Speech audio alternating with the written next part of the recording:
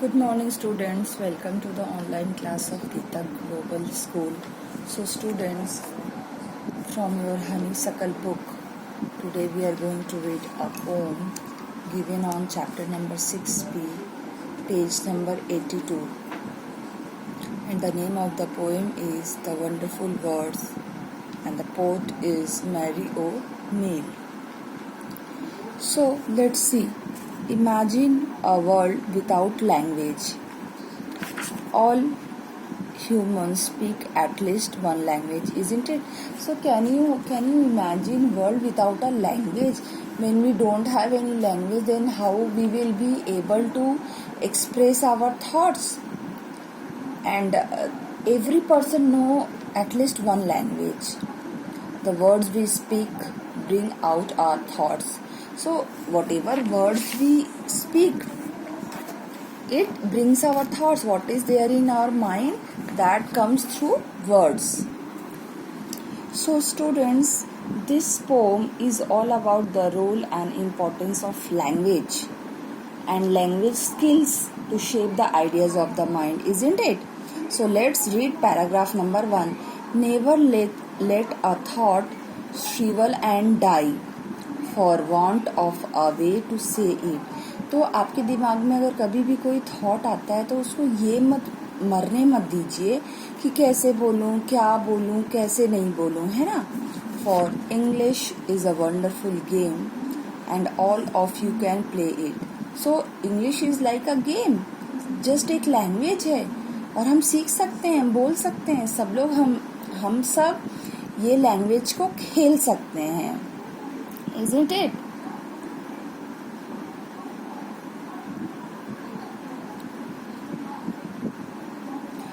All that you do is match the words to the brightest thoughts in your heads. So what we have to do? We have to make our effort to find words to express our thoughts clearly. Okay? So over here, thought means that many thoughts comes to our mind in our brain, and we have to give them words to our thoughts, and we have to express them by speaking so that they come out clear and true. And if we will give proper words, if we will speak out, then only all those thoughts will come out clear. Okay? So, and handsomely groomed and fed. That means groomed over here means prepare or train. So in a very good way, we have to bring our thoughts through words. For many of the loveliest things have never yet been said. So many things, many good thoughts which comes to our mind, they have yet not been spoken because we haven't got good words. So try to speak. Let everyone try to give his thoughts a body of proper words. So give your thoughts a body of proper words. Okay? Okay, para 2. Words are the food and dress of thought. They give it its body and swing. Swing here means move. So words are the food and dress of our thoughts, isn't it? And they supply the thought its body and energy. That means words are food and dress of thoughts. Thoughts are there in our mind, and words are kind of food and dress, and they supply the thought its body and energy. So if you give words to your thoughts, it is a kind of body and energy to your thought.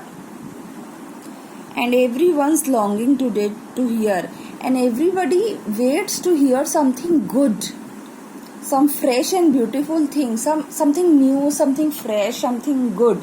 Everybody wants to hear something new and beautiful, isn't it? But only words can free a thought. But only if you give proper words to your thought, then only you can express them properly, isn't it? From its prison behind your eyes. मतलब कि जो हमारे thoughts हैं वो हमारे दिमाग में कैद है, जैसे कि एक बर्ड प्रिजन में, केज में कैद होती है, उसको आज़ाद करिए बोल के. Maybe your mind is holding now a marvelous new surprise.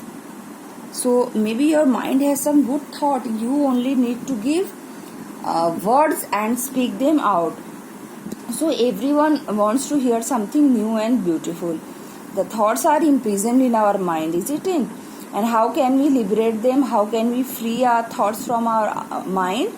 Only with the help of suitable words. By speaking.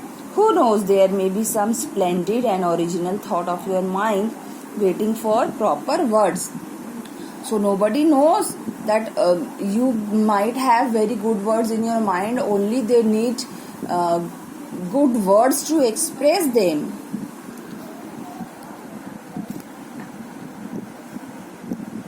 So children, hope you have understood the explanation of the poem. So let me just tell you the literary devices used in this poem. So children, what are literary devices? Devices used to write a poem to make it very interesting are called literary devices. So what is the rhyming scheme of this poem?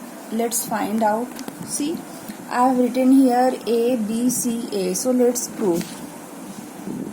Die, A. It is again a different word. So I am writing C. Die, I have given A.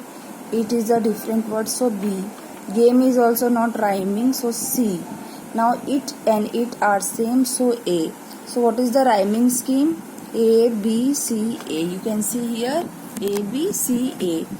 Now metaphors are those words which are totally different but they are compared. Like English is a wonderful game. अगर यहाँ पे English is like और as a wonderful game होता तो ये simile हो जाता, but अगर is a wonderful game है तो it is a metaphor. ठीक है. एक और comparison है food and dress of thought. Now what is the tone of this poem? Inspiring and motivational. Okay, thank you.